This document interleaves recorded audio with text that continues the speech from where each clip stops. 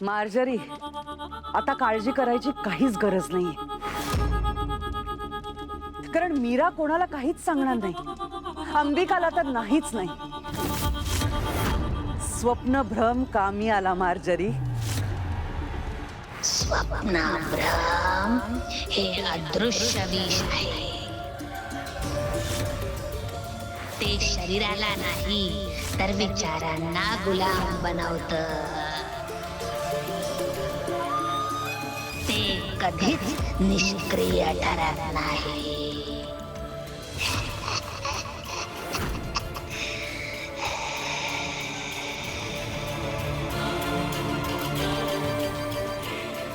शिवनाथच्या स्वप्नभ्रमानेही आपली कामगिरी अगदी चोख पार पाडली.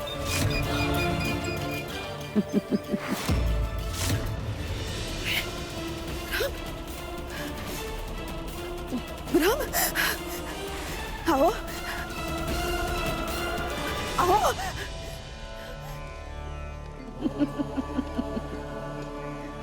देवयानी, तुला काय असं वाटतं की तुझ्या मुली महाविद्वान आहेत आणि आम्ही मूर्ख आहोत? हा, त्यांच्याकडून कवड्या कशा काढून घ्यायच्या हे मला चांगलंच माहिती आहे. किती भोळी आहेस ग तू देवयानी. खरं सांगू का, मला ना तुझीच भीती होती, पण नकळत तूच आमची मदत केलीस. काय तर म्हणे, हेच माझं श्राद्ध आहे असं समज. मीरा, माझं चुकलं. तू कवड्या हिला देऊ नको. मीरा, कवड्या तिला देऊ नको. ओरड देवयानी, अगं ओरड, आणखी जोरात ओरड, ओरड. मीरा, मीरा, चूक करू नको, कवड्या आणू नको मीरा.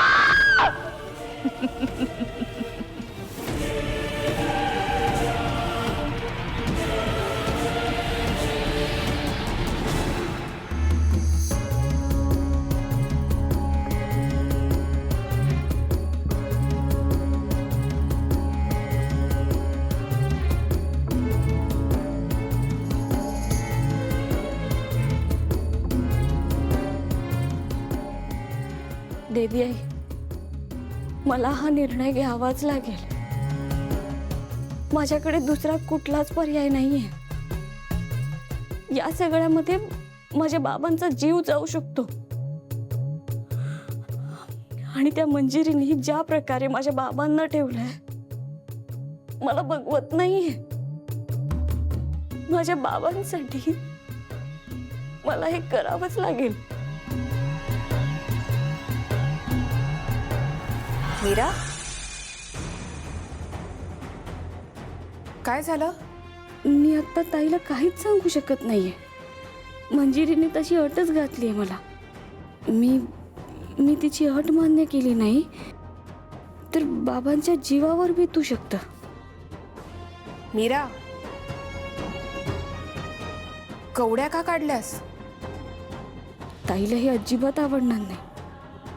मला माहिती आहे ती माझ्यावर चिडेलही, पण बाबांचा जीव धोक्यात आहे. मला दुसरा कोणताच मार्ग दिसत नाहीये. मीरा, काय झालं? एवढा कसला विचार करतेयस? आणि कवड्या का काढल्यास? सुरक्षित ठिकाणी ठेवल्या होत्या ना आपण. ते कवड्या एकाच ठिकाणी ठेवल्या होत्या आणि त्या सुरक्षित आहेत का हे आपण सतत इथे बघायला येणार ना. कोणाला संशय आला तर, म्हणून म्हटलं की दुसऱ्या ठिकाणी लपवू. हो, पण तरी इथे राहिल्या असत्या नीट. ती मंजिरी. ताई, वेदा उठली का ग? वेदा, हा, या वेळेपर्यंत उठते ती. उठली असेल एवाना. तू आज वेदाजवळ थांबशील? मला अचानक खूप भीती वाटतेय, म्हणून थांब ना तू वेदाजवळ. मीरा, नक्की काय झालंय? नाही नाही, काही झालं नाहीये, फक्त मला भीती वाटतेय. तू थांबशील का वेदाजवळ प्लीज? प्लीज काय म्हणतेस? आई आहे मी तिची, थांबेनच ना तिच्यासाठी. ठीक आहे, आलेच हा मी. आलीच म्हणजे? मीरा, मीरा, काय चाललंय हिचं? आणि अचानक वेदाचा विषय का काढला? अचानक कुठे निघून गेली ही?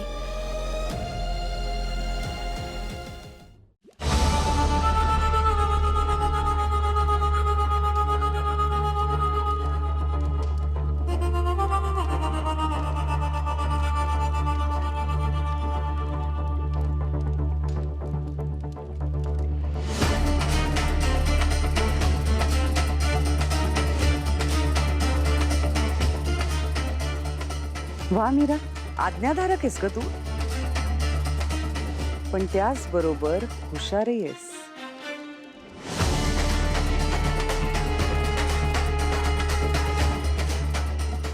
कोणाला सोबत आणलं नाहीस ना? नाही, एकटीच आले. वा, हे चांगलं केलंस. आता सगळ्यात महत्वाची गोष्ट, कवड्या आणल्यास ना? आणलेत.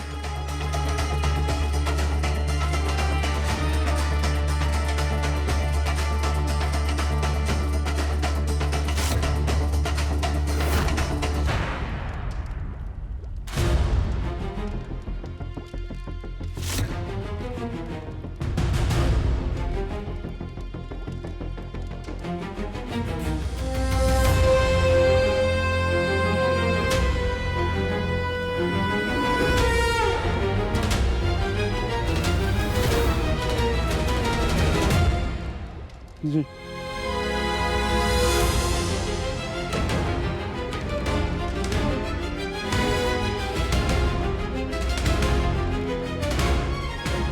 आता तुझ्याकडच्या कवड्या होमात टाक.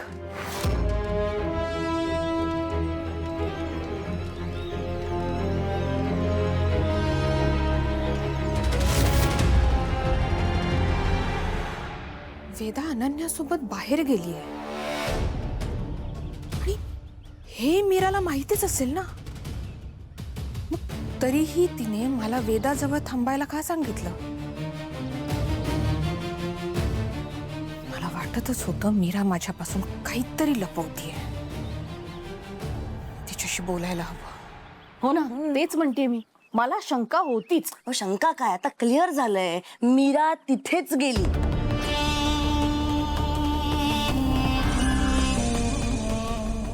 त्या दिशेला म्हणजे? अगं त्या दिशेला म्हणजे कुठे? अहो त्या दिशेला म्हणजे म्हणजे आउट हाऊस. मी मीराला आउट हाऊस कडे जाताना पाहिलं. सासूबाई मला टेन्शन आलंय हो. मी तुम्हाला सांगते, या मीराचा ना काहीतरी प्लॅन आहे आणि ना ती ती ती इन्व्हॉल्ड आहे या सगळ्यामध्ये. अगं ती मंजिरी पण सतत तिथे जात असते.